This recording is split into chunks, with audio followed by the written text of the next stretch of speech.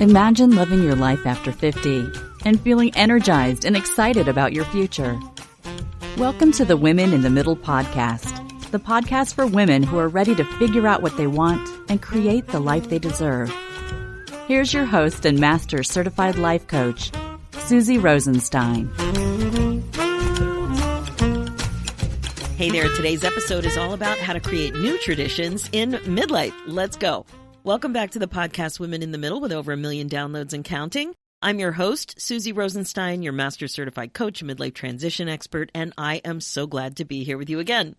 Now, I'm always mentioning my pets around here, and right now I put my little bird Dee Dee on a perch that's about 8 feet from me because I thought she would be happier and quieter while I was recording. And she's over there just like imitating. She's imitating me as I'm speaking to you. I don't think you can hear a lot of it, but it's kind of like when you hear an echo. That's what's happening over here. There's always something going on with the pets, that's for sure. Okay, today I want to shine a spotlight on traditions. I think about traditions a lot. I'm fascinated with them, how we get them, how we maintain them, how we continue them, and how we start new traditions. And I'm talking about all kinds of traditions. Family, holiday, anniversary, birthday traditions, summer traditions, like all of it. All of it. And as you probably know firsthand, traditions can feel like a warm, cozy blankie, but not always. Sometimes they don't feel like that at all. In fact, some traditions, they can also feel like an itchy, scratchy wool sweater, if you know what I mean. All traditions aren't amazing. Some traditions are amazing. Other traditions have become another autopilot part of midlife. Some traditions simply don't work for you anymore. And yes, I said you. They don't work for you. Because you count. And you are encouraged to put yourself first more and more these days. Seriously. Guess what? As a woman in the middle, you're a big girl. You have opinions, wants, desires. You have your own idea of pleasure, what makes you happy, and how you want to spend time. And this can be a difficult topic in midlife because the traditions we're talking about could have been going on for decades and across generations. So are you going to be the one who switches things up, bucks the trend, deals with the naysayers and the grouchy pants? Well, you don't have to, but you could if you want to. That's what I want you to think about today, when you just might be up to your ears in some family holiday tradition pressure and stress yourself. But whenever you're listening to this, there will be some great questions for you to think about.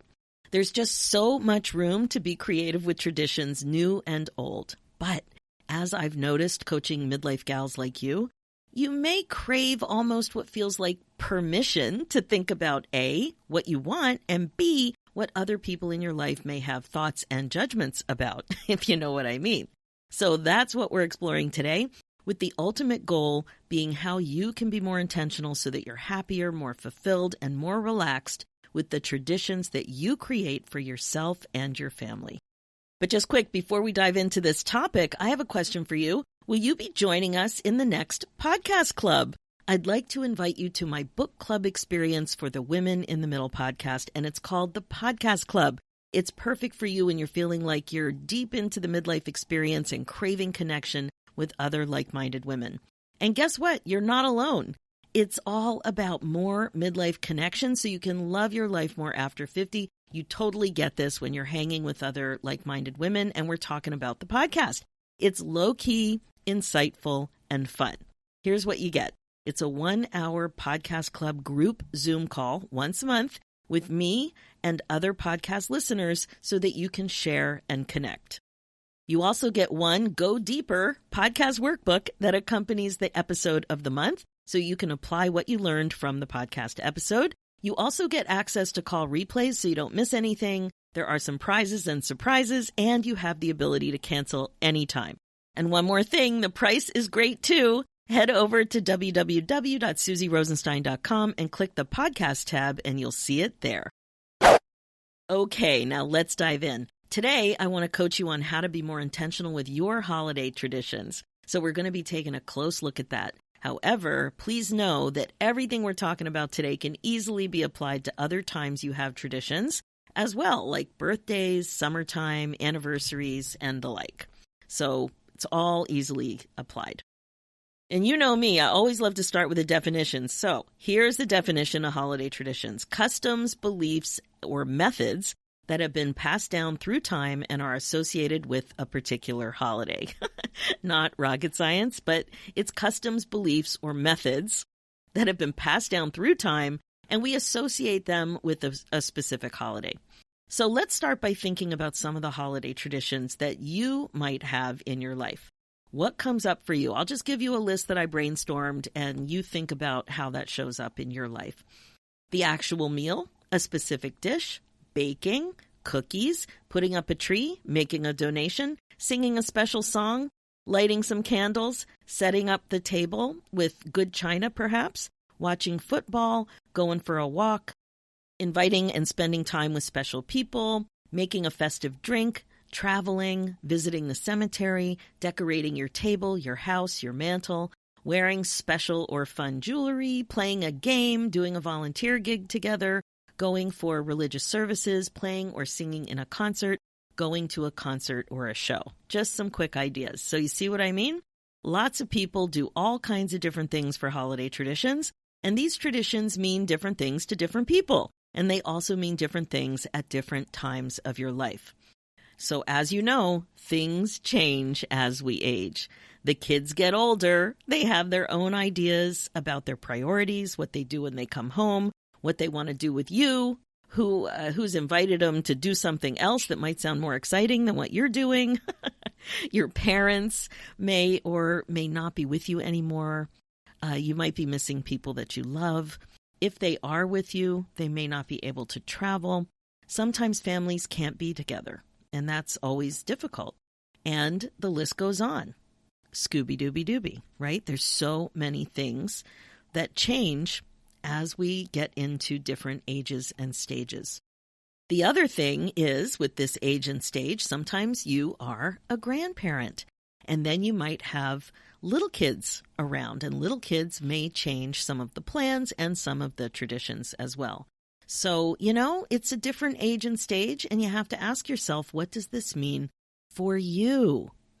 Does it mean sadness, disappointment, and dismay? Perhaps, but it can also mean excitement, novelty, and honesty with yourself. It can be difficult sometimes to put yourself first. I get it. To put your own interests and priorities on the agenda at all. It happens. But let's spend a few minutes shining the spotlight on you, as uncomfortable as you might be, with the topic of holiday traditions and some obligations and thoughts that you have about what should be done. So that's what I'm asking you to think about now. Here it is. If you could do whatever you wanted, what would you do? If you honored what you actually craved over the holidays, what would it be? If you didn't care about the naysayers, the judgment, or commentary, what might you suggest, or lead, or invite people to? My suggestion to you now is to just allow those ideas, those quick little glimpses of your authentic self, just let them peek out of the dark corners of your mind and get a bit of light. You don't have to do them, but it's good to know what they are. That's where dreaming starts. That's where honoring yourself starts. And that's where more happiness can start too. So just start there. What would it look like? What would look different about your holiday traditions if you allowed your ideas about what you would find delightful come out to play? What if you didn't extinguish them so fast? That's common. That's what we typically do. That's how we squish our dreams. Like an idea pops up and we start to have all these thoughts. So one or two ideas probably snuck out into your consciousness just now. And I wonder what you thought. Did you think, oh my gosh, that'll never work? My kids would roll their eyes. I can't even imagine the reaction. What would they say? Nobody likes change. They're never going to do this. Yikes. I couldn't even suggest it. Stuff like that. Just notice. Now ask yourself, what would it be like for you to have an idea or two just like this, but you noticed that you weren't so focused on what other people would think? The judgments and the criticisms. In other words, if you could release your urge to people please, what might this idea look like for a new holiday tradition? Or at least a tweak to something that you already do, or maybe something new, or a change every once in a while. A change every once in a while. So I love coaching you to be a bit more open with your dreams, a bit more open and accepting of what you actually want. So in a recent episode, number 383, we talked about holidays on purpose, and we dug into the overall feeling that you wanted to have during the holiday season and how you had to focus on that or there's no way it would ever happen. So if you want to hear more about that, check it out. But in today's episode, I'm asking you to actually dream. It doesn't need to be a vast dream. It doesn't need to be huge, but just something. So let me just ask you, are you familiar with some of the research about regrets? Just want you to think about what you want. It's quite common for you to regret things that you decide not to do. And that is so interesting. But people also talk about regretting not allowing themselves to be happy. That's when you know you want something and you don't allow yourself to experience it. Another common one is not being authentic, not being who you really are. And that would mean, in this case, tuning in to what you actually want. Now, that one is often related to people-pleasing, which is why I bring it up now. Or when you want others to approve of your actions, right? That's what it means. Is that you around the holidays? Is that mostly the way you are? Are you aware of it if it is? Do you like your reasons for being that way? You know, just think about what's happening. I'm not suggesting that you don't consider others. Don't get me wrong. But I am suggesting that you consider others as well as considering yourself. Don't leave yourself out. As we're talking about this, I'm remembering hearing some stories from women I've known for, over time who were pretty aggravated around the holidays. And I bet you can have one of these memories too, without digging too deep. So to deal with their frustration, they did things like ordering the main meal to be delivered, booking a reservation to go out, and even getting out of Dodge and canceling the holiday, the way most people considered it, I've heard of all kinds of things. And they are really some examples to think about. Like, it's kind of like when you're burnt out. Do you want to get to the point where you're just not you're not enjoying it, you're just not on board? Like, that's not great, because it's really an opportunity for some amazingness. So really think about it. Are you going to get that frustrated if you never put yourself first? You're never on the agenda when it comes to holiday traditions. And I've also heard stories about starting to volunteer as a family over the holidays, making sure to invite people over who don't have families to celebrate with, booking a massage to coordinate with the festivities, taking a vacation with the family and not celebrating in the traditional way, doing something in honor of loved ones who are no longer with you. There are so many ideas that you can try depending on what you want to do and what's novel and fun for you. How do you get your jollies? It might be a recipe change, or maybe it's by asking someone else to cook something or for everybody to bring food.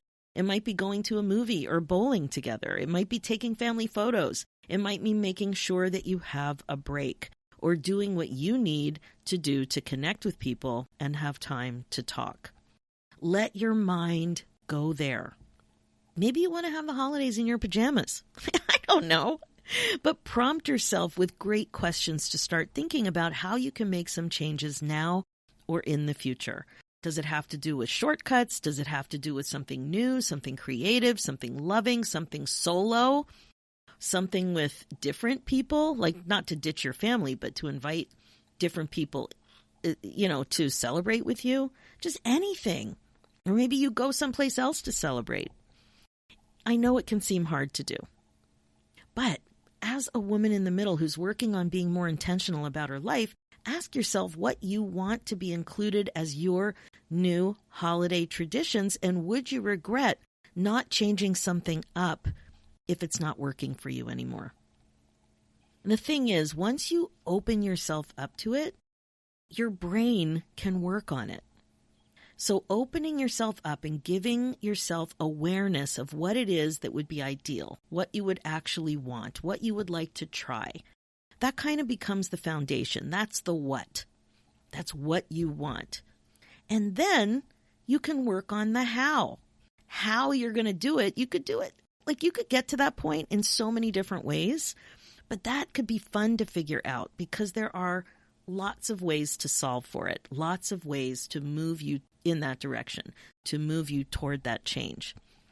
And your brain will work on it even when you're not aware that your brain is working on it.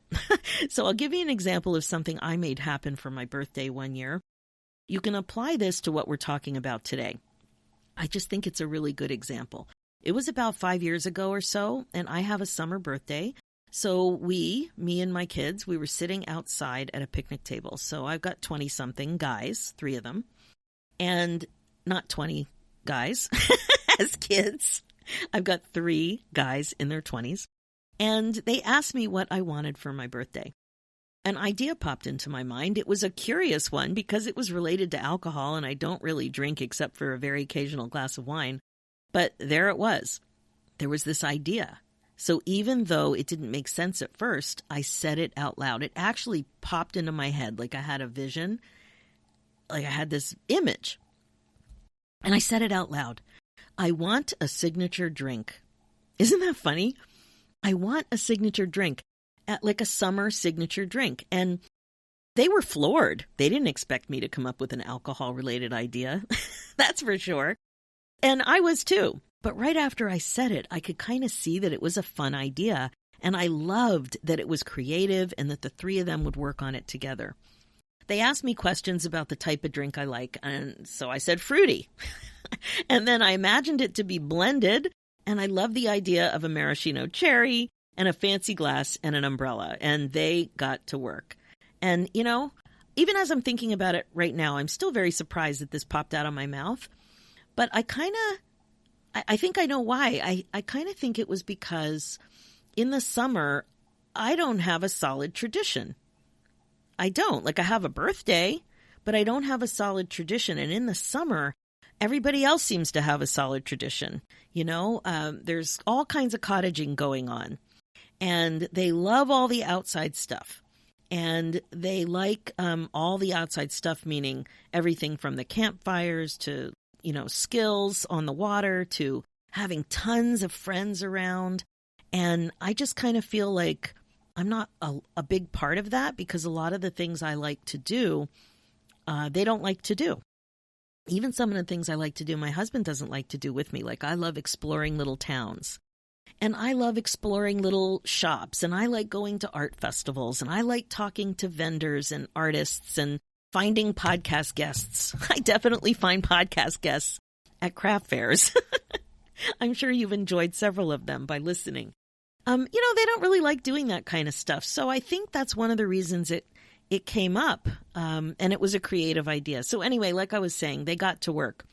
They tried stuff out. So they were trying recipes that they were creating. And eventually they landed on one that they liked and they brought it to me. And we bought all the ingredients. I tested it. You know, I liked it. It was great. So I offered to buy the 8 glasses, the ones that kind of have like a wave to it. It's like a fancy glass that doesn't have straight sides. I don't know what that's called. And umbrellas, because I really wanted those little umbrellas. And we named it. And lots of brainstorming led to referencing a lake that they love. The drink was eventually called the Sturgeon Sunrise. Now, this was a totally new idea, novel, creative. We don't even have a bar. So like I said, it was unusual for lots of reasons, but it felt super fun. And I was really looking forward to my birthday when we would blend it up for the first time and enjoy. So my birthday rolled around and the kids gave me something all wrapped up. I was very surprised because I thought, well, we've got the recipe, we got the drink, we have all the, the parts, the umbrellas, things, the cherries.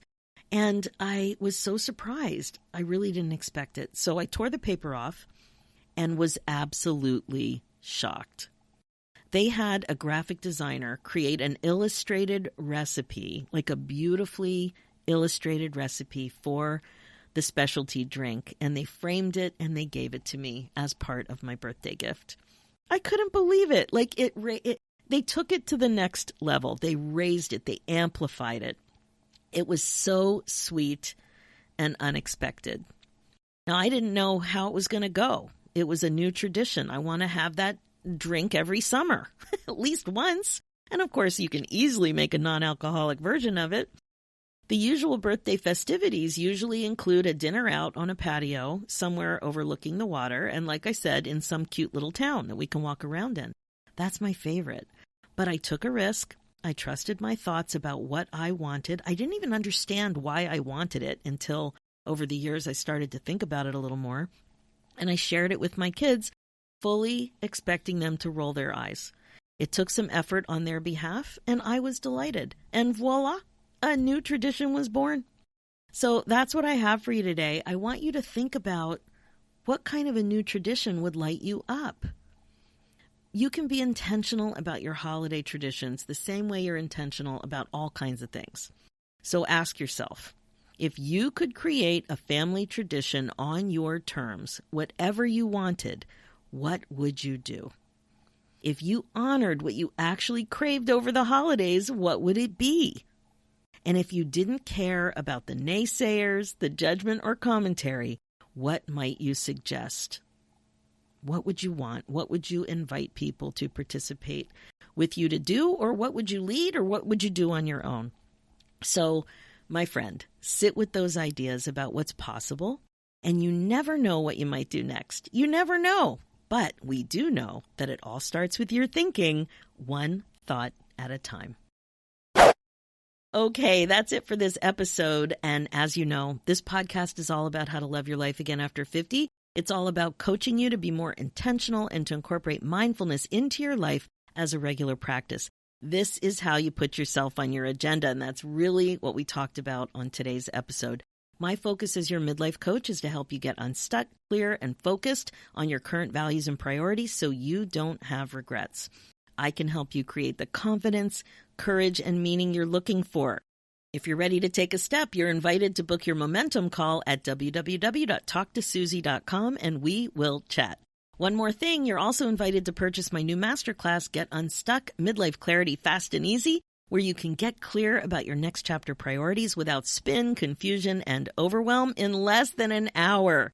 Head over to www.midliferoadmap.com. And finally, for show notes and links, head over to www.susierosenstein.com and click the podcast tab and look for episode 384. You'll also see links there for the new show, Women in the Middle Entrepreneurs.